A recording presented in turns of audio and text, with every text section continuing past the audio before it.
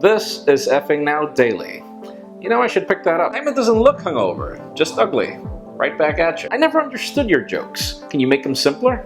Yeah, why not? Why did the chicken cross the road? That's right, it's that time of the week. I am Jaime Rivera. This is Pocket Now, and this is the Pocket Now Daily Recap for last week. We began last week on Monday asking you how much would you be willing to pay for an ASUS HoloLens, as we know Microsoft is charging $3,000 for the developer kit, and ASUS was apparently working on its own version, but then again, obviously we expected not to be priced so high. We had 722 comments we start with. It depends. If I can watch porn with them, the value goes up.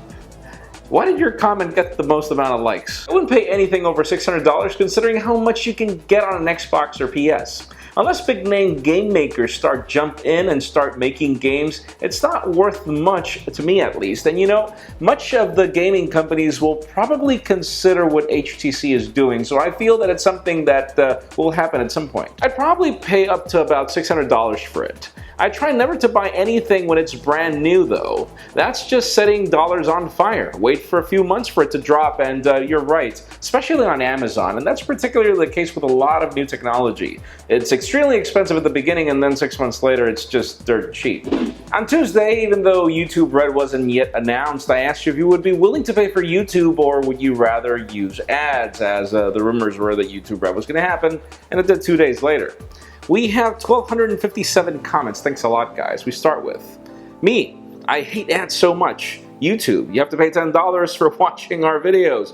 Me, did I say how much I love ads? And yeah, 347 people agree, and so do I. I would rather have ads than have to pay for YouTube particularly. I never used ad blocks because I know this would happen, and I want to support the creators like Pocket Now, as for example. Thanks a lot, selfish adblock users, you just ruined free TV control.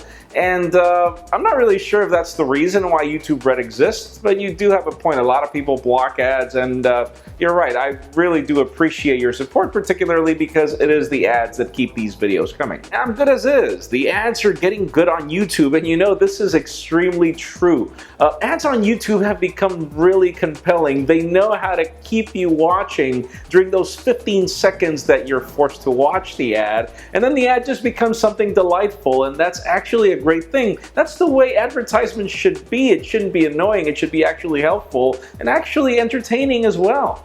Wednesday, I asked you which was your favorite placement for a fingerprint scanner. The rumors were of the iPhone 7, a possible sapphire display, and obviously a home button dying, so we're wondering exactly where the fingerprint scanner is going to be.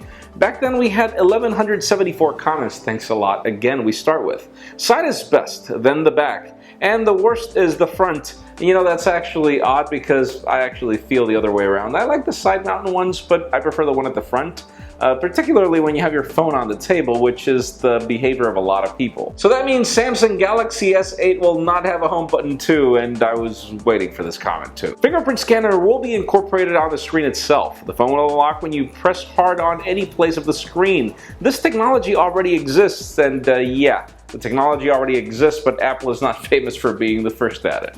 On Thursday, the topic was the BlackBerry Priv. We heard that it would be priced around $750. I asked you, what did you think about this price tag? And well, we're shocked. Another 1,057 comments. Thanks a lot again. We start with, pay Apple $1,000 for 64 gig of storage, but then cry when BlackBerry charges for better security. Well, that's the thing. You're right. It's not worth it for you to pay so much money for an iPhone. But then again, paying for security, when security should be not a bonus, but what phones should do, computers do it as well. Why should you pay more for something that companies should do out of the box? For the price of the BlackBerry Priv, you can easily get an Nexus 6P and $250 left in the pocket, and that is exactly my point.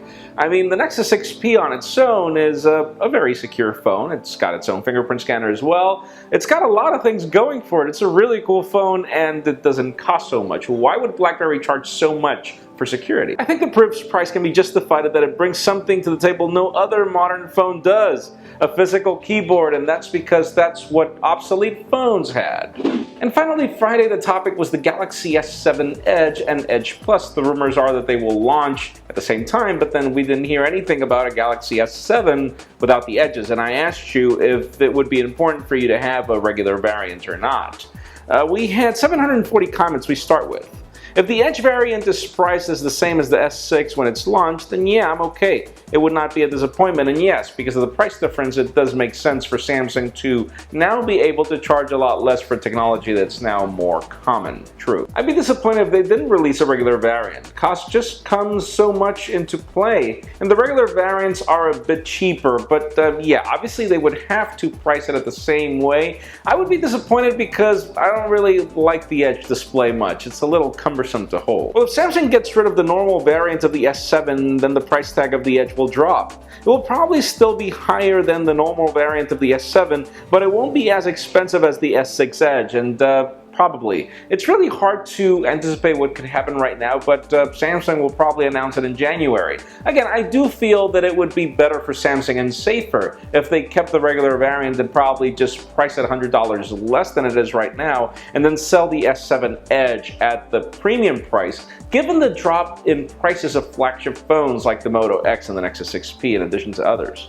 That is it for the Pocket Now Daily Recap. Thank you very much for watching. A couple of tips if you want your comments to be featured. Number 1, keep them short. Number 2, stick to the point. Number 3, try to get some thumbs up. It helps us spot them a lot easier. You can also follow us on social media and subscribe to our YouTube channel as well. You can follow me on Twitter, Jaime_Rivera, or on Instagram at Jaime Rivera. Please give this video a thumbs up if you like what you saw. I am Jaime Rivera. Thank you very much for watching. We'll see you next week.